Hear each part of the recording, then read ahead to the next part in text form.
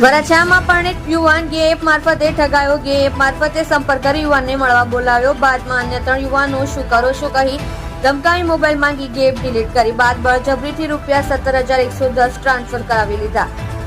ભોગ બનેલા યુવાને આ અંગે વરાછા પોલીસ મથકમાં ફરિયાદ નોંધાવી. પોલીસે મૂળ અમરેલીના 2 લબર મૂછિયા રત્ન કલાકારની ધરપકડ કરી.